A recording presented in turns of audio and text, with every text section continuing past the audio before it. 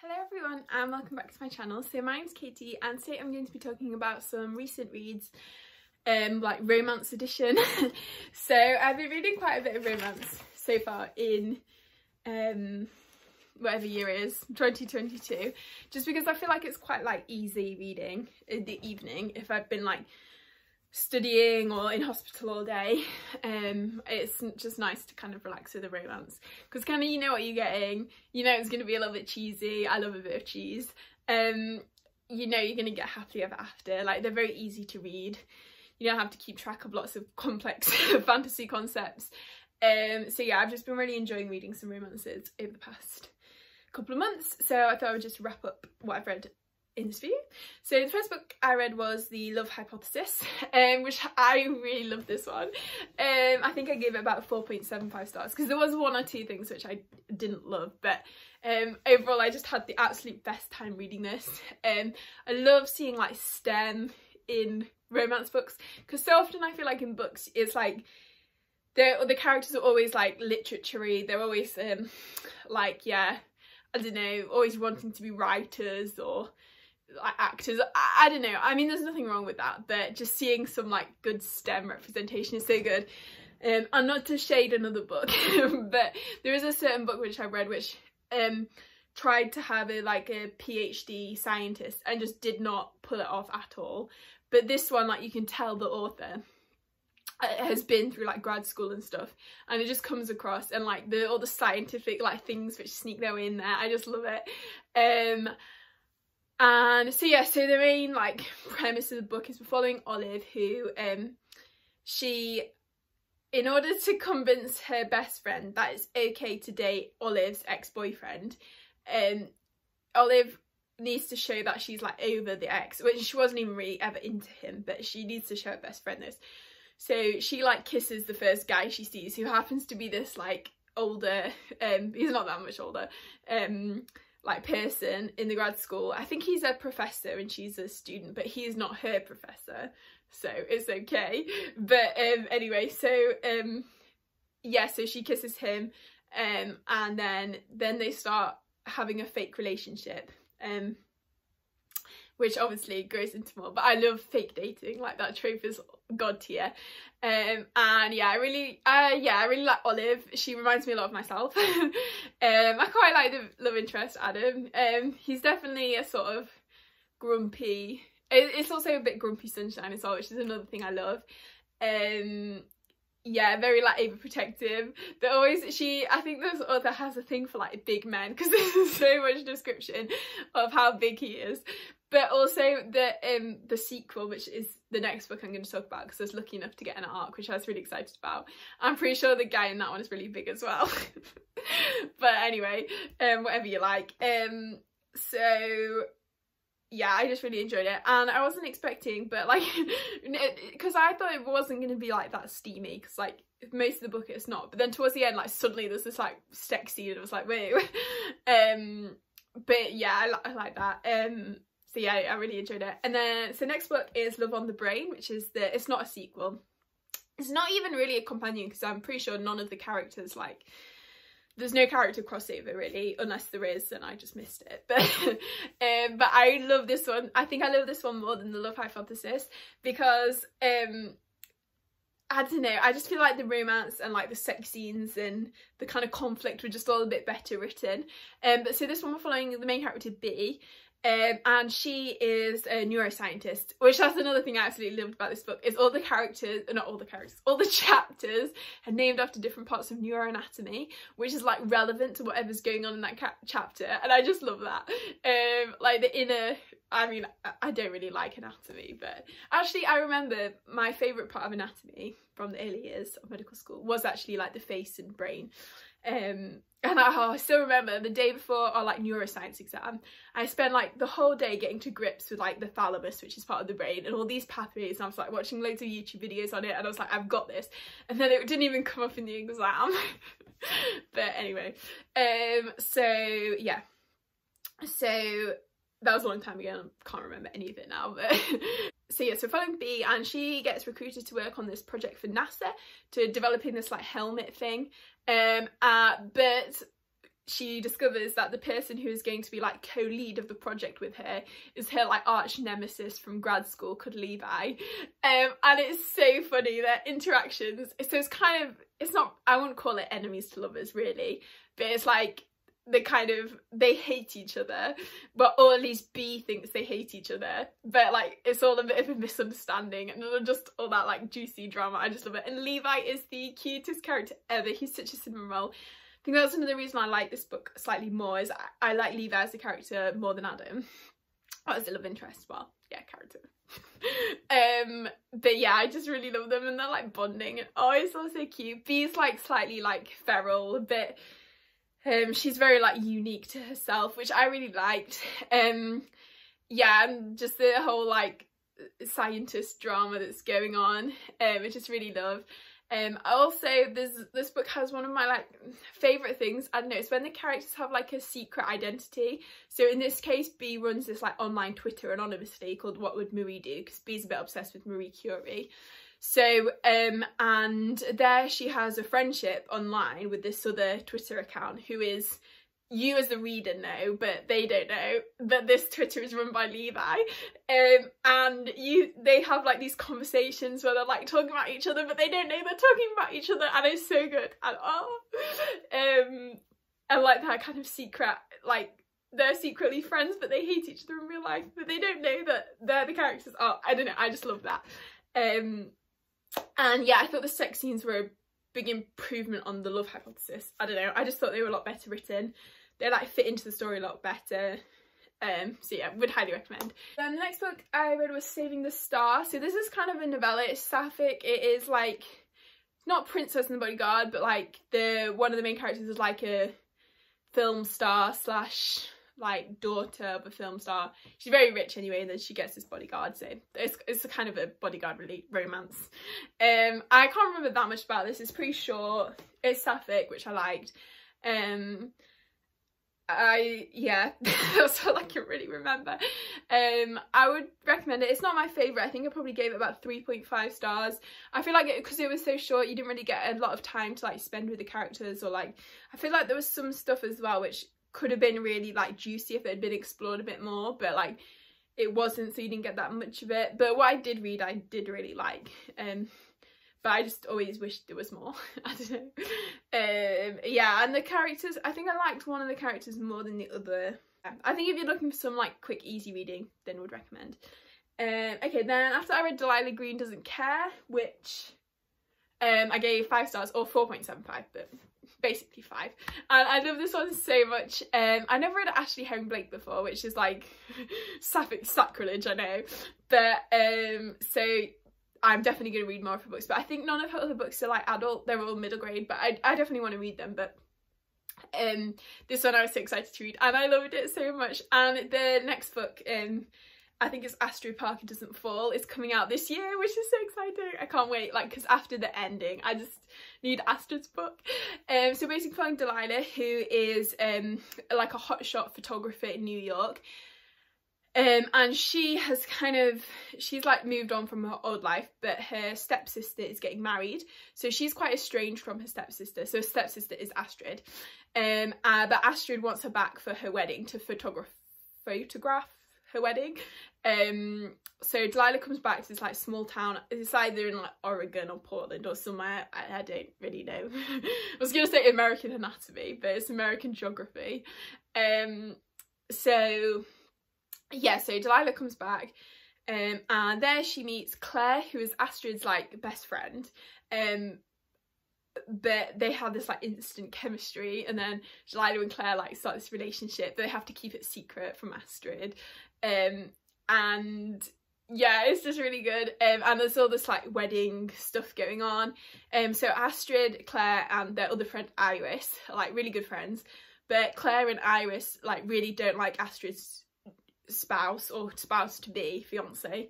So they're trying to plot to like take him down, and then Delilah gets involved, and there's just so much good stuff. Claire's I love Claire so much. She's probably my favourite character. She has like a 11-year-old daughter, so she's only about 28 or something, so she had the daughter really young, so the daughter's called Ruby, and Ruby's dad Josh is a walking disaster, but I actually kind of love him, so he's kind of in and out of their lives, but I really like the sort of progress of that sort of relationship as well, like Claire, Ruby and Josh, and how they sort of realise that they're like co-parenting. I don't know, I just really like it. I love Delilah and Claire relationship as well. Also really liked Astrid and Delilah, because I feel like that's fascinating. They're quite estranged like siblings, and then them sort of realising the like misunderstandings and slowly starting to warm to each other, and then I'm really excited for Astrid's book, because I feel like Astrid, you don't see, like, she's quite what's the word, like she doesn't show a lot of her kind of emotions and things to others, so getting her POV will see all what's beneath the surface, so I think it'll be really good. But yeah, I would highly recommend that one. Okay, There Is Something Fabulous by Alexis Hall, and I love this one as well. I think I gave this one 4.5 stars, or maybe 4.75, but this one is like completely ridiculous and over the top, but it is so funny, and I feel like if you're in the mood for it, you will love it.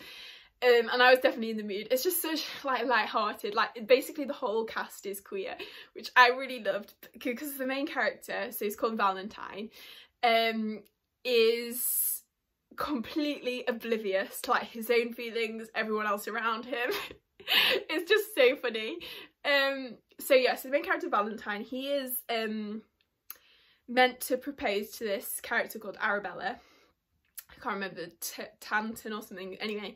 But so he like is completely like not romantic at all. So he does this like really like brusque proposal basically. But like Arabella is super romantic and she wants this like hero and everything. So she's not impressed with this, so she runs away.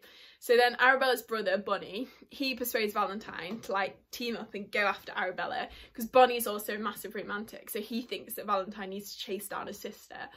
But then Bonnie and Valentine start growing closer as they're like chasing Arabella down, and so that's the main kind of premise of the story. But so yeah, and like Valentine realising himself, and also he's demisexual as well, which I loved the representation of that in this book. I thought it was so good, and like the sort of almost misunderstanding with yourself, and like you think there's something wrong with you because you don't necessarily want what other people want, and I don't know, I just thought it was really good. It's so funny.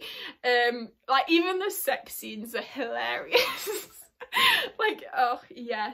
And actually I feel like I don't know how explicit I want to be here, but I feel like this a lot of times in like romance books, the sex scenes are very sort of, you know what you're getting, like it's either like yeah, penetration or like blowjobs or yeah, that kind of thing. But I feel like this one is slightly more creative, which I would like to see more of, because I feel like, yeah, especially like what sapphic books, it's always either cunnilingus or fingers, which is like, where's the like sex toys or like the ass play, or I feel like I'm really exposing myself here, and I just remember my grandparents watched my videos. But yeah, so anyway, so it was nice to see some of that. Anyway, let's not get too off topic. So I really enjoyed it, it's a lot of fun. Then after that I read Count Your Lucky Stars by Alexandra Bellfler, and I love this one. This is another one actually, there was some face sitting in this book which I really appreciated. I thought the sex scenes were really good in this book as well. So yeah, so anyway, Count Your Lucky Stars, we are following Margot and Olivia, who were like childhood friends, but then they had this like disaster sort of romance almost, for like a week, and then a lot of misunderstandings, and then they sort of fell apart, and now it's like 10 years later, and then they bump into each other again because Olivia is planning the wedding for Brendan and Annie, who are other characters in the series, because like 3 companion books, but Margot is Brendan's best woman basically. So they meet again, and then Olivia becomes Margot's roommate for some reason, not roommate, like flatmate, I don't know what the term is. What is it? Anyway, so they're sharing an apartment, anyway.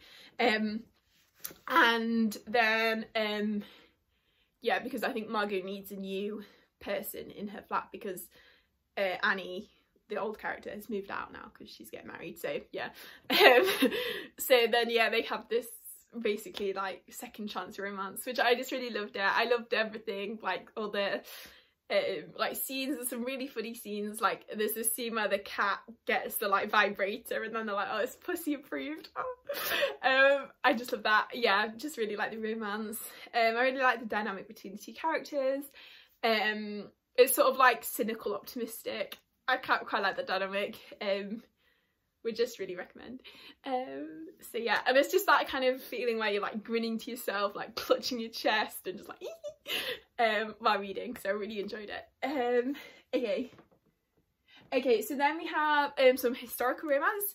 So the first one is I think it's a duology, I don't know. So it's The Missing Page and, no, the first one's Hither Page and The Missing Page by Sebastian. So this one, do not come at me, but I read The Missing Page, which is the sequel, first.